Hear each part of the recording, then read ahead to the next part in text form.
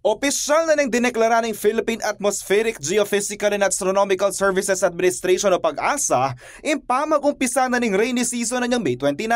Anya naman din kabalentamong manuknangan ka ring lelening waterways of flood-prone areas, magsadya na ng posibleng epekto ng kauran. Metong nekening senior citizen ay Lorna David ng Siyudad San Fernando. Masikan na yung balo ko ng atinang uran. Uy, panyampa ako na.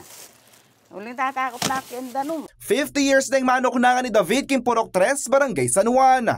Apuluya mong takbangin laot na king Karelang Bale, king Ilog San Fernando. Puri na nini, maralas na kanong mirarasnan, albog di David. Tulog po kening bale ako. Mababa. Kasi itang busbus ng rekrap, makasumpal lo. Mamyalungan ka nung mag-umpisa sa akong hanggang tud, ingalbog, king Karelang Bale, lakwas po tangalang patnay pamanuran. Sasampa kening anak ko. Keni. Yung anak kening makatok nang eh. Ining keni, ipanyampa ako na yung gamit. O, potang kaya kanita.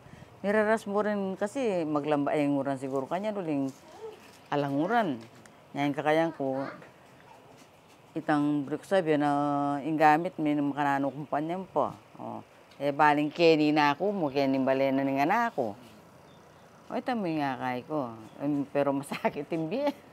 Agpangking pamuntok na ng City Disaster Risk Reduction Management Office o CDRMO San Fernando y Raymond del Rosario, balawon sin pamaglinis ng LGU kaning waterways, bang mabawas sin pamanalbog kening kauran. Deng ilog tamo, ang po pa rin kanal, patuloy na lang nilinisan ng syudad through our City Engineer's Office.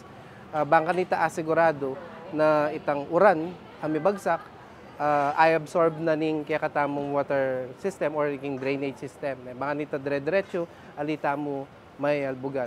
Ongoing mo naman kano i-monitoring daking lelea ilog ang pong sapa bang asiguradong alang manoknakan ka ring danger zones.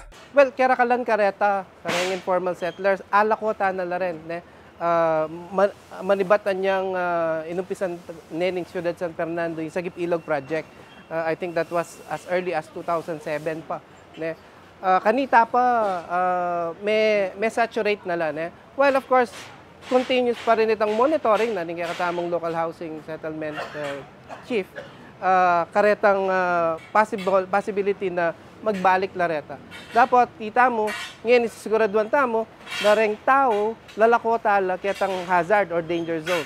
So that's the reason why lalakota la ketang supposedly easement na ning ilog or ding sapa. Okay, so ngayon continuous itang pamag-saturate ta ka rin, pero kaya kalan kareta ay address ta na alipat ta na la yung permanente lugar. Makipag-coordinate naman ka rin CDRMO king barangay level ban pasik nang handa mo naman in Karelang disaster preparedness capabilities. Mag-send out ta naring notice, kareng counterparts ta mo kareng king si babarangay para karetang preparedness measures na dapat in place datang evacuation centers, datang nung kailangan preemptive or forced evacuation among others. So, ita mo kanyan, patuloy, regular, itang kaya katamong pa mag-disseminate, kareng information, kareng notices, advisories coming from PAGASA, patungkol king panahon. Yako po yung kaya kayong talasuyo, JM De Jesus, ating pusong makabalen.